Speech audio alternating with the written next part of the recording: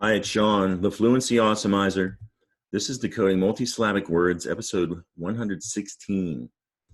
Got a couple of words I'm going to take a look at in this episode, but before we get started, I want you to get ready to read a passage I've written. I want you to read it right out loud to whoever you're there with, and definitely click pause, all right? So I want you to have plenty of time to read this, a couple sentences.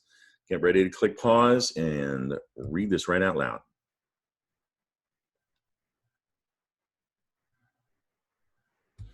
All right, were any of those words tricky to read? Keep watching.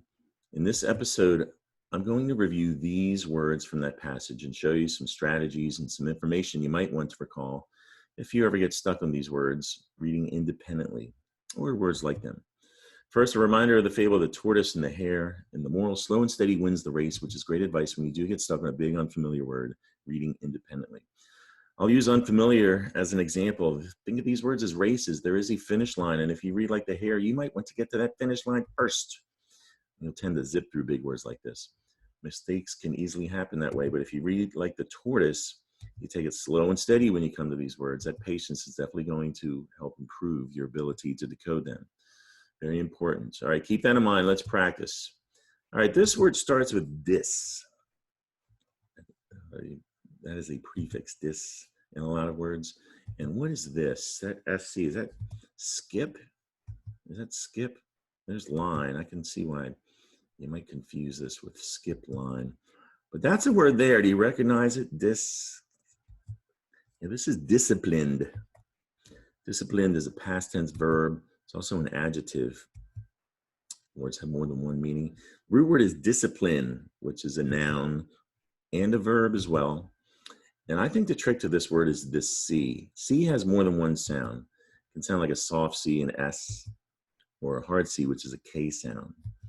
All right, so let's stop and talk about this C rule. Anytime a C is followed by an I, you can be sure that is going to be a soft C, an S sound, as in cider, or circus, or citrus, to give you a few examples. And discipline, all right? And the origin of discipline is ancient Latin, disciplina, and the CI, you can hear disciplina in Latin. It doesn't really follow that rule, but that word's been around a very long time. It means instruction or knowledge, disciplina.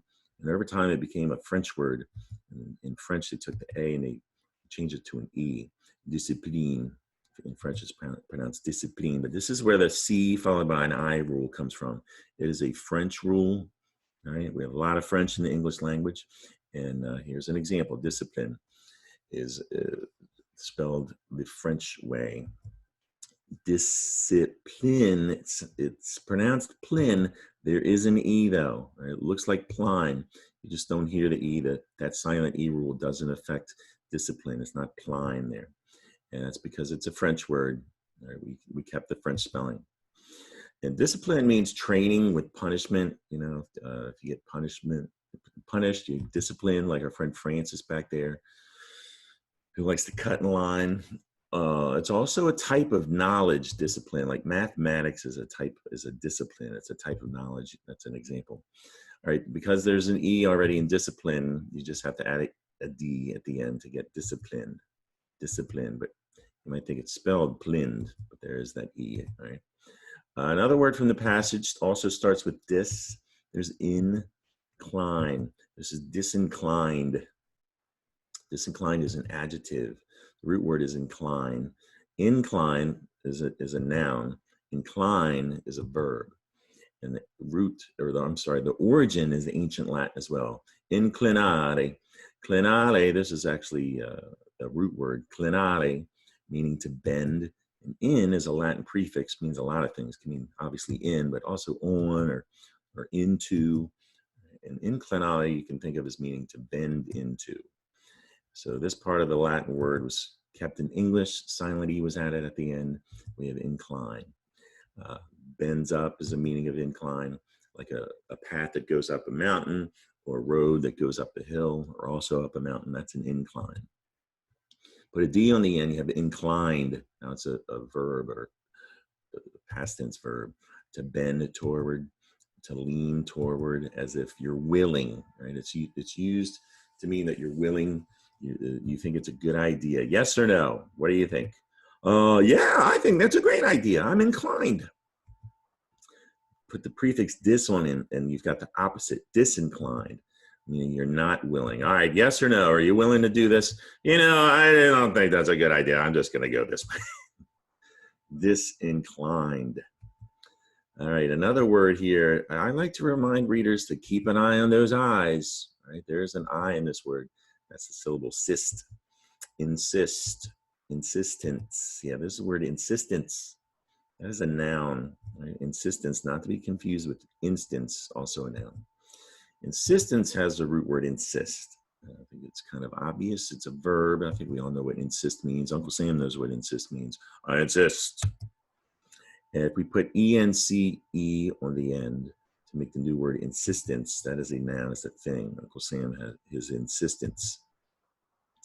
So we need to stop and talk about this ence ending. That is considered a Latin root, but it is a French spelling pattern. Right? Insistence.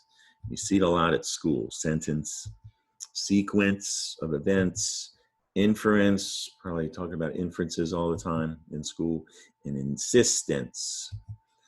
Not talked about instance, but I just want to stop and point out ance is also considered a Latin root, but it is a French spelling pattern, ance, instance.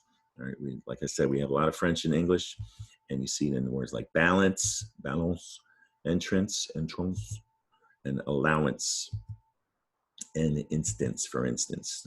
For instance. All right, another word, in, and let's see, is that kid or, oh yeah, the C followed by an I, right? That's going to be sid, dent, incidents. Incidents is a plural noun. Root word is incident. And the origin is also in ancient Latin, incidentum. The CI in Latin sounds like inch, CH, incidentum. Incidentum means to happen in Latin. And there's you can see incident, that became an old French word before modern French. There was a version of French, Old French, incident, and that's again the C followed by an I. The rule comes from French, and now we have the English word incident. Put an S on the end, you have the plural noun incidents. Not to be confused, you might think it's spelled like ENCE, like we talked about a moment ago, incidents. All right, that's French, both with a kind of a French origin, but you just have to remember incidents has a singular noun, a root, incident, and with an S on the end, make a plural noun. All right, that's the difference. Incidents. All right, that's it for today's lesson. Subscribe to my YouTube channel or follow me on Facebook for more helpful decoding videos like this one. Tell a friend, a family member, or a teacher about me. That would be great to pass the good word along. And my Facebook page, there's a photo album full of reading challenges I've written to help you continue practice decoding those big words at home and to awesomize your fluency. All right. Again, I hope you found this helpful. Come back and see me soon. Bye.